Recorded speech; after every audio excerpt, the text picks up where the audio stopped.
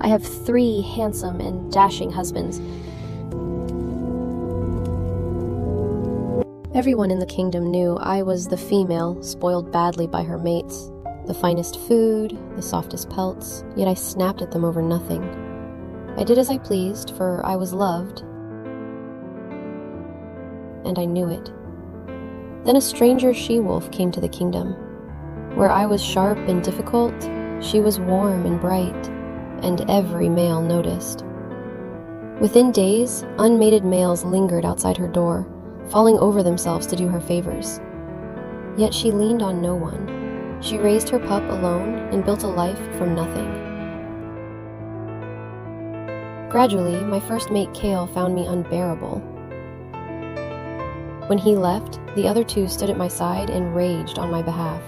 This is your choice, 𝑘ale. Don't you dare come crawling back to Sierra later. Not long after, my second mate 𝑅𝑒𝑑 left too. I looked at Zane and felt my throat tighten. Zane, do you think I have a bad temper too?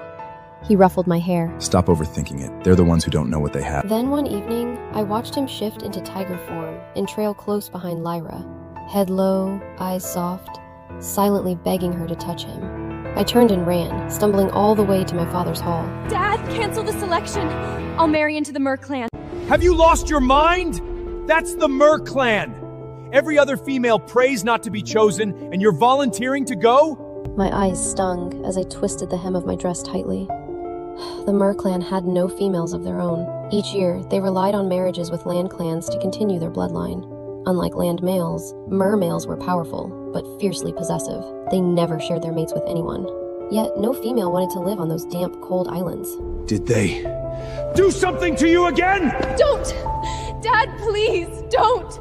Please stop fighting for me! When 𝑘ale and 𝑅ED left, I'd run to him in tears. That Omega, Lyra, had been moved farther and farther away, but they still never came back. The coldness in their eyes when they left still made me tremble. Sierra, stop bullying others. Lyra did nothing wrong, yet you nearly got her driven out. Without your father's crown, what exactly do you have? I can't believe I ever loved someone like you. That night, I clung to Zane, the only one who stayed, and cried until I passed out.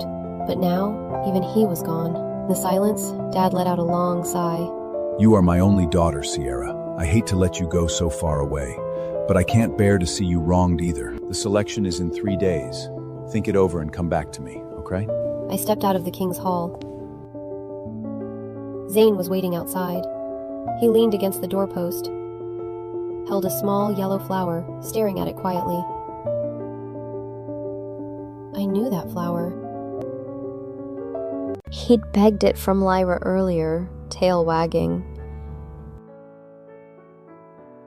When he saw me, he hid the flower. His eyes curved into a smile. Sierra? I wiped my eyes and walked straight past him. Sierra, where are you going? I didn't answer. I didn't look back. After a few steps, the footsteps behind me stopped. I spun around sharply. Zane stood far away. He frowned, carefully protecting the small yellow flower from the wind. My heart skipped a beat. I shouted at him angrily. Zane! Why aren't you coming? Clanmates nearby turned to stare. He only lifted his eyes slightly. The sunset stretched his shadow long. Panic rose in my chest. I stamped my foot, gritted my teeth, and started toward him. But then he spoke. Sierra, after today, I won't be walking you home anymore. He turned and walked towards Lyra's house. Winter was coming, and I was standing outside in a thin layer of clothing, pale as I watched Zane step out. The chamber was empty. The fire Zane lit that morning still crackled. I tried to add wood, but a spark burned my hand, a sting that made me almost pout until reality hit. No one was here to care for me anymore. My nails dug into my palms. I jumped up and ran outside. Every step echoed my panic. Finally, I knocked on that door, messy and breathless. But it wasn't Zane who answered. 𝑘ale froze when he saw me. His eyes scanned my wounds, and an unfamiliar emotion flickered across his face.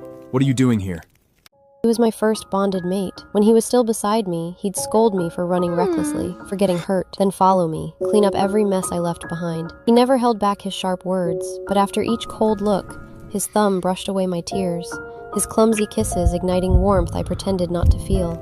I didn't meet his gaze. Instead, I stared anxiously inside. Kale's hand on the door tightened. He let out a cold laugh, a shiver in the air. Zane, looks like you didn't clean up well enough. She followed the trail straight here.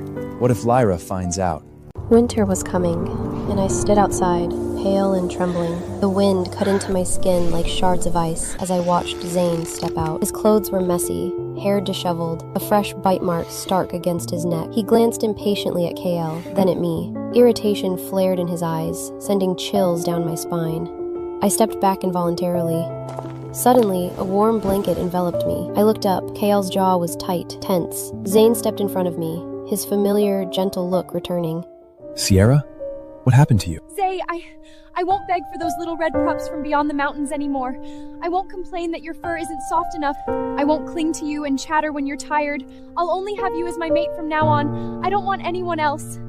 Please don't leave me alone, okay? Oblivious to KL's darkening expression beside me, Zane listened, but his gaze drifted to my scraped, bleeding knees. You promised you'd stay with me forever. Zane, you can't break your word. But I grabbed only air. Zane pulled his hand away. It's cold outside. Let's go in first, all right? The room was warm. I sank into a fur-padded wooden chair, everything neat and inviting. The walls were smooth, and firewood stacked in the corner. I thought of my cold, neglected room. The roof leak remained, firewood only chopped when it ran out. On chilly days, I dared not complain, afraid I'd be a burden. I snuck into his arms, trembling, scared he'd leave too. Muffled voices drifted from the next room. Going soft on her? I'm warning you, if you regret this, don't think about coming back. No, I just don't want her running to the king crying again and causing trouble for Lyra. She's easy to handle. My mind went blank. Kale laughed softly. Footsteps receded. Then someone knelt before me. Zane dabbed my bleeding knees with a cloth. Sierra, I'm Lyra's mate now. You're the king's daughter. Every good male in this kingdom would line up for you. Paused, smiled faintly. Didn't you always say you'd throw us out and find someone better? Those were just angry words, weren't they? Why had he never cared before, but taken them seriously now? I looked at him through blurred eyes, shaking my head repeatedly. I didn't mean it! Zane noticed the tears in my eyes. His expression hardened, but carefully, he reached out, wiped them away, and patted my head once. Then he stood in silence, moving to get water and medicine. A crash! Something heavy hit me hard. I turned to find Lyra's pup behind me. Bad person! You hurt my mama! Get out! I threw my arm up instinctively, but splashing water flew back. Boiling drops hit his bare calves and hands. The cub froze, then screamed. The front door swung open. A gust of cold air hit me, then a firm grip seized my neck. Bullying Lyra isn't enough. You even come here to bully a cub? Sierra, you never run out of tricks, do you? Red's departure was the harshest of all. Because of my desperate pleas to King Aldrich, Lyra almost faced expulsion. And yet, Red stepped forward silently, volunteering for the deadliest border patrol in the kingdom, where no one had ever survived. He risked his life for Lyra and her pup's right to stay. The last look he gave me, ice cold. I was stupid. The greatest regret of my life is ever putting you above everything else. I couldn't understand it. Betrayed first, yet they spoke with such honor. But my grip weakened with every second. Tears blurred my vision. When I finally looked at him, there was nothing left in my eyes but gray. Red's pupils contracted. Panic flared. He saw I was choking and let go quickly. I fell hard, bent over, barely able to breathe. Zane rushed toward me, but just as he tried to pull me close, Lyra pushed the door open. He instinctively pushed me farther away. I rolled back, my body numb with pain, the world spinning around me. Kale stepped forward instinctively, then froze. Red's eyebrow rose at Zane. Didn't you say you'd protect Sierra forever? Why are you here too? Cruel smile spread across his face. Ah, so you can't stand her either! Funny how all three of us always end up wanting the same female. His gaze dropped to me, a short, contemptuous laugh escaping him. Zane's eyes darkened. He met my begging gaze, hesitated, and looked away. I forgot how to breathe, frozen in place. Your arm. All eyes shifted to my forearm. Expecting tears, they saw silence instead. I stood up on my own. I looked at Lyra. Her eyes curved like water. Even in midwinter, she could coax precious vegetables from poor soil. Perhaps in this kingdom, no one disliked her except me. Maybe I was too abnormal. Lyra patted her sobbing cub. Boy, you did something wrong. Apologize to Sierra, okay? The pup buried his face in her neck. He's still small, he got scared. Let me apologize on his behalf. I have good burn ointment there. I'll get it right away. No. Silence fell, all eyes on me. I want him to apologize. Lyra's smile faded, her brow creasing with worry. He's just a pup. Asking him right now might be... apologize. Sierra! Red stepped sharply in front of Lyra and the pup, his face darkening. Why are you picking on a child? Lyra already apologized. Do you want to make him cry to be satisfied? Kale said nothing, his furrowed brows volumes. Even Zane shook his head gently. The three beasts who once belonged to me now stood against me. Lyra touched Red's sleeve and whispered something to the pup. He finally turned, muttering, Sorry. Mumbled, reluctant, wronged, yet the scowls remained. Lyra looked at me, apology written across her face. Sierra, the burn can't wait. I'll help you treat it first. I'll help you treat it first. She turned to fetch the medicine. I felt icy all over, unable to stand. No need. The words fell in a rush. Before hearing a response, I slammed the door shut, stumbling into the biting wind.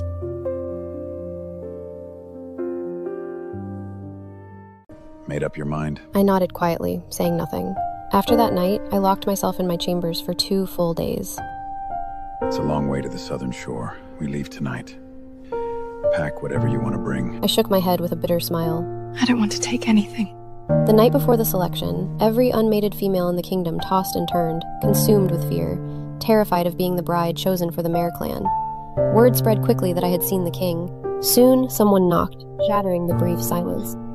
What did you say to the chief this? Zane and Kale followed closely behind Red into the room, their gazes fixed on the clothes and items scattered all over the floor, their pupils constricted, steps coming to a complete halt.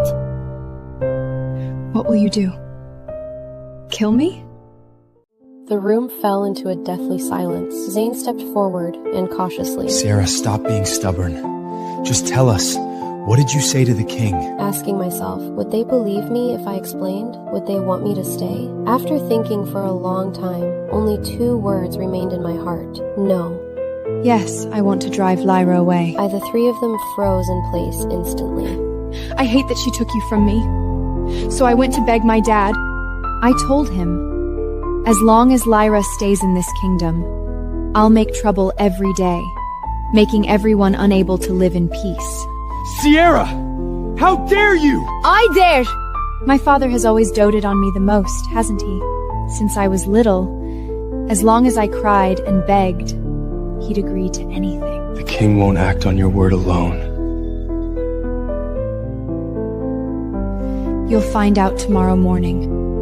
All 3 left with dark faces. Father was already waiting by the carriage. His eyes were bloodshot. He draped a thick fur coat over my shoulders. Medicine inside, and food, and everything else you'll need. The coast is humid. Take care of yourself. I climbed onto the carriage and glanced back at the kingdom one last time in the morning light. When I turned around again, there was nothing but determination in my eyes. I will. They hadn't walked far before Red's guilt flooded in. Did I go too far just now? The question came out of nowhere. Don't look at me like that. I thought her behavior was weird just now. He recalled her room, cold and gloomy like an underground cellar, the messy floor everywhere, and her lifeless expression. Did we take this too far? He voiced what everyone thought, but dared not say. Red exploded with rage and started venting his anger on the tree. This is all your fault! You said we had to make Sierra chair us and grow independent, so we acted this play, and you made me be the villain! He stared at his own hands, unable to bear thinking about what he had done. What if she hates me forever? The question struck all 3 of them deep inside. The selection is tomorrow. Every young woman must attend. What if Sierra gets chosen? I have to go find her now. Zane grabbed Red's arm. The king will never allow his own daughter to be chosen. What if you do? I don't care anymore! Really don't know the way you found Tamari. This has to end tomorrow. I quit if it goes on like this. The tense atmosphere eased slightly. Red, you've been gone for a while. It's your turn to help Lyra test her new medicine tonight. On the surface, they made me Lyro's partner. But in reality, They just wanted her to act in this play. Lyra's condition was simple. They took turns testing her medicine. Her understanding of treatment was beyond that of the royal physicians. He had even been researching fever-reducing medicine. On this continent, a fever could easily take the life of a cub. It was a more terrifying shadow than any beast. To get stable test subjects, Lyra agreed to this deal. However, just as the three of them thought their plan was foolproof, Layla spoke up. You want her to become stronger and cherish what she has. I understand that. But from her perspective, it might make her feel like all the people she trusts most have pushed her off the same cliff together. I don't mind playing my part. But are you sure you've thought this through? At that time, none of them really listened. The result was obvious. The morning of the selection had barely touched the sky. Red spotted a figure crouched by the door from afar. As he approached, he saw Zane sitting on the stone steps, hugging his knees. The dew dampened his hair. He looked up at the sound of footsteps, eyes bloodshot. You waited out here all night? Zane said nothing, only nodded toward the side, where a neat pile of firewood lay. Kale caught up, frowning. You snuck out in the middle of the night to chop wood? Zane's voice was rough, quiet. I couldn't sleep. Red stared, conflicted and annoyed. So you're the only hero here, sneaking around to do favors? I didn't go in. I just chopped some wood. Regret burned in his chest. If only he'd chopped enough wood before yesterday. Kale held Red back. Enough. Right now, the only thing that matters is finding Sierra and telling her the truth. The three of them stood at the door, frozen in place.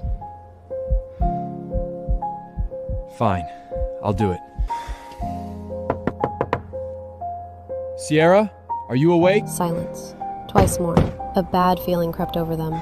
They exchanged a glance and threw the door open. The room was a mess, just as last night.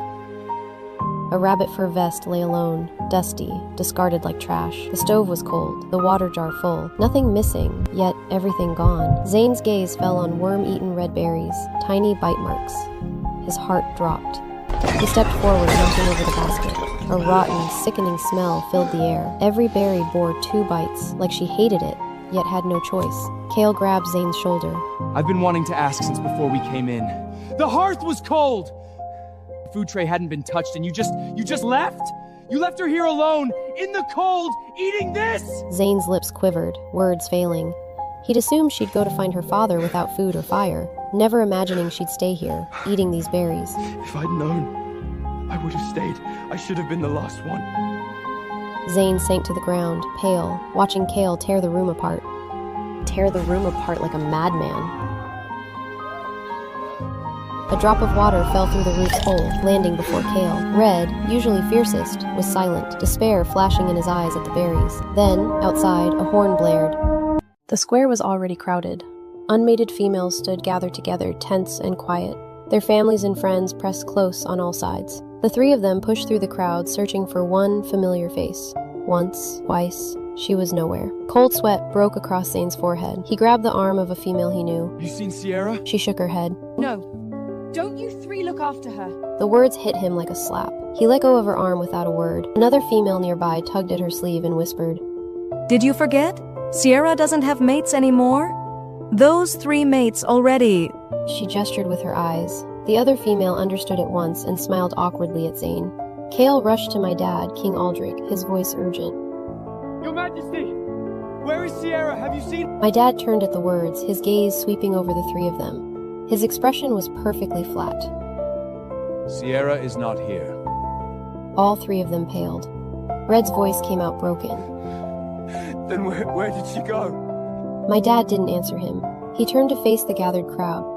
People of this kingdom, I have called you here to make an announcement. A murmur erupted from the crowd. There is a woman who has volunteered and settled for saying. What? Who would be so foolish? Is she out of her mind? That's the Mer clan. The voices broke over each other, getting louder. The answer was already forming in the air before anyone said it, but all 3 of them stood there, as if they still couldn't make themselves believe it. Impossible! Who is it? Dad's gaze moved to the 3 of them, hollow-eyed, falling apart where they stood. It was not anger, it was disappointment. My daughter, Sierra. Kale reacted first, sprinting out of the square. Red and Zane followed close behind. They burst through the kingdom gates, racing down the path to the outside. The cold wind slapped their faces. Zane shifted in his stride, tiger form blurring into full speed, but faltered after a few steps. Legs weak, he leaned on his knees, gasping for air. Tears hit the dirt. Kale stopped beside him, staring at the winding path vanishing into the mountains. It's too late. She left last night. We can't catch her. Why? We only wanted her to... We just wanted her to... They had only wanted the spoiled, headstrong girl to feel loss, to learn not to take everything for granted, to make her understand they mattered, that losing them would hurt, to make her love them more. But they forgot. They were the ones who had spoiled her. They had given indulgence, preference, making her think the world revolved around her. Then, suddenly, they took it all away, telling her, "You're wrong. You're too bad. We don't want you like this."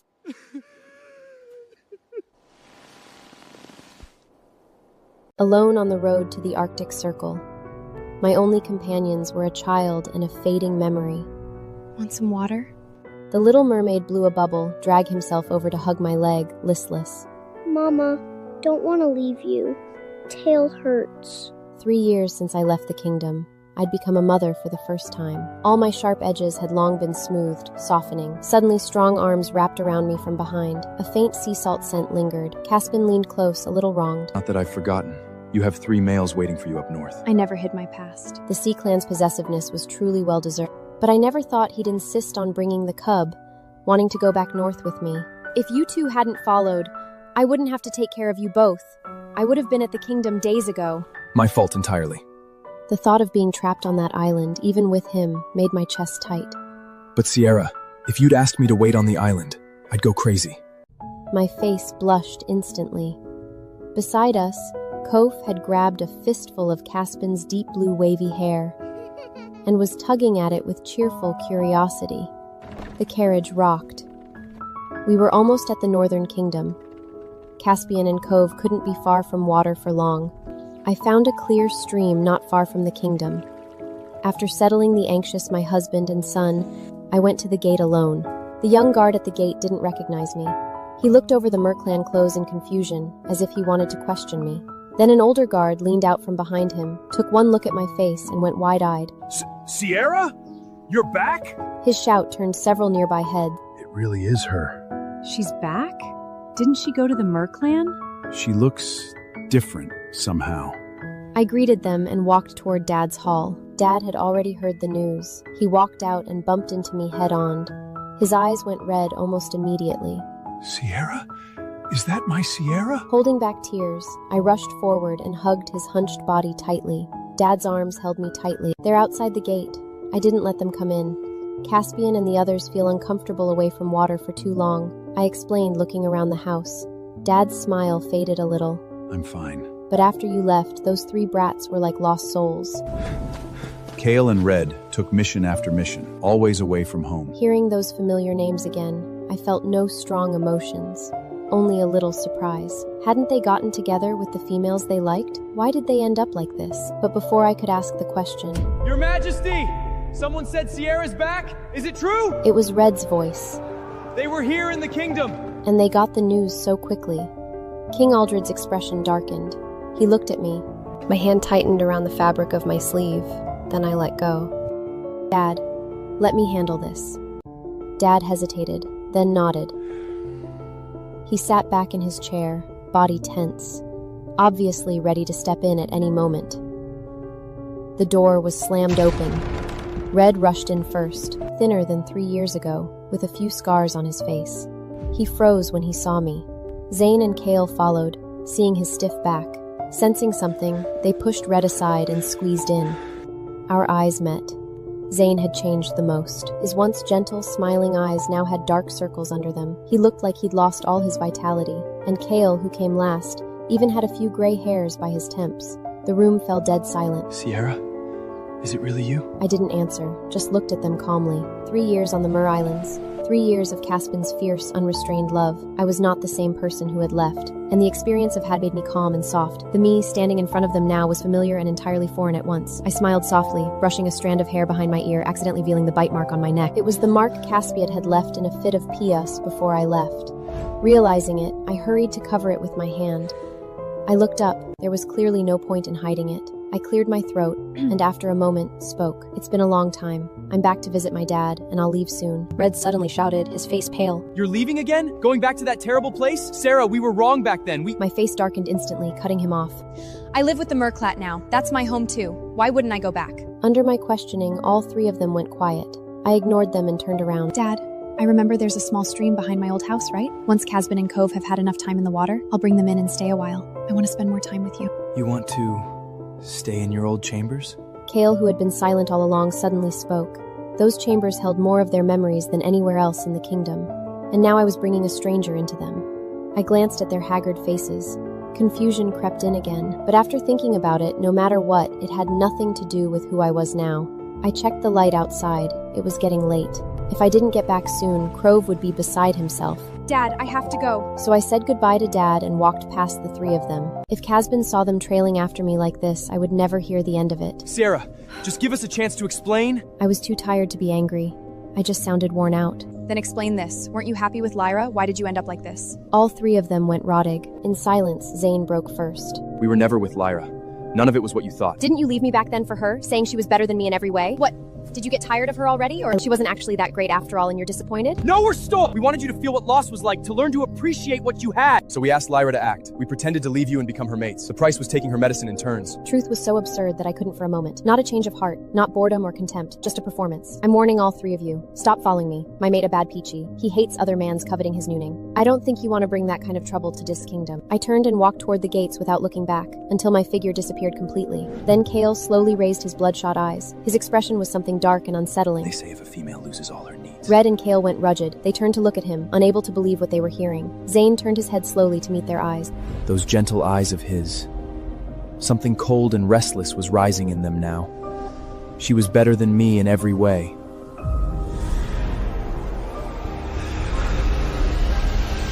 The price of losing mates. I brought Caspian and 𝑀𝑜VE to my old chambers in the palace. The little mermaid was curious about everything on land. He gently touched the wooden walls and stone bed with his small hands. Caspian looked around warily. His gaze lingered on the old belongings that belonged to other males. But he said nothing. He just buried his head in my arms. I went to the woodshed to get some firewood. I wanted to heat water for the little one to soak his tail. But when I reached the woodshed, I froze. It was full to the brim. Some of the wood was clearly years old. I was sure it had been empty before I left. But it didn't matter anymore. Afterwards, I took Caspian and 𝑀𝑜VE to meet Dad. When Dad saw 𝑀𝑜VE, he was overjoyed, afraid to scare him even as he wanted to touch his silver blue hair. 𝑀𝑜VE, however, was fearless. He grabbed Aldrich's finger with both hands, blew a bubble directly at his face. Dad laughed heartily. At first, Dad eyed Caspian with scrutiny, but when he saw how gently he cared for me and the little one, he relaxed. He said only one thing to Caspian before they parted. Take care of her. I sent Caspian and 𝑀𝑜VE back ahead of me and stayed a while longer with my dad. It was nearly evening when I finally headed back. Lyra was coming the other way. She had a woven basket over one arm, heading toward her medicine garden. She stopped. Her smile was full of apology. Sierra, I heard you were back. I'm sorry for what happened back then. I never imagined it would go that far. It's in the past, and you're not the one who should be apologizing. They regretted it deeply later, but some mistakes can't fixed with regret. We chatted briefly. She'd thrived in the kingdom. She even had her own herb field and apprentices. You know so much. Who taught you all this medicine? From a place far, far away. She didn't explain further, but grief flashed in her eyes. Then, from further down the path, a large male was walking toward us. He came straight to Lila's side, took the basket from her arm without asking, and closed his other hand around hers. Everyone says you've been pushing yourself too hard. Why are you out here again? He dipped his head, a brief, polite acknowledgement. Lyra introduced us. This male, Rex, was her real mate. They had been living elsewhere. A fight had sent her here on her own, and then one thing led to another. I watched the 2 of them together and felt something quiet move through me. Rex suddenly turned and looked past me toward the direction of the east wing. That's your side of the house, isn't it? Looks like there's a fight. I half ran back and arrived to a scene that stopped my blood cold. In the small yard, Caspian was half in his battle frame. His strong, powerful mermaid tail slammed the ground. He fought 3 wolves. Caspian was clearly holding back. A sea clan's power faded greatly on land. He mostly dodged and defended. In the next second, he seemed to react a little late. Red's claws slashed hard across his arm, splattering blood. Caspian! My heart tightened sharply. I rushed over without hesitation. Stop it! All of you, stop! The 3 beastmen didn't expect me to appear suddenly. They stopped their attack abruptly and turned back to human form. Sierra! He faked his injury to trick you! It's okay, Sierra. Don't worry. Compared to the 3 ferocious ex-mates, who was in the right was obvious. The 3 of you ganged up on him alone. How dare you say he tricked me? Sierra, such a scheming male. He doesn't really care about you. Don't be cheated by him. Enough! The moment I left this kingdom 3 years ago, everything between us ended. I don't care what you regret. I, Sierra, will only have Casbrin as my mate for life. Even if he dies, even if he's gone, it will always be him. Please, never disturb my life again. I didn't look at them again after that. I took Caspas's hand and brought him inside. Cove was waiting just inside the doorway, both hands gripping my sleeve the moment I came through. He had been frightened. I'm sorry. I made you worry. His voice was low, and the wound on his arm had already begun to close. The slow, steady healing of a Mer bloodline. To him, those were nothing. To me, it had felt like the sky falling. We go home tomorrow. Caspian looked down at the top of my head, warmth moving quietly through his eyes. All right, back to our home. Outside the door, 3 males stood for a long time. The sun went all the way down before they finally understood. Let's go. It was truly, completely over. That night, Cove eventually succeeded in pushing himself into the space between us. He was asleep. I lay still against Casber's chest, listening to the steady pull of his heartbeat. My eyes grew heavy. I drifted down and down into that deep, dark sea. As for everything that had hurt me, everything I had carried, I would let it stay here. Let time take it, slowly, the way water takes stone. Let it fossilize.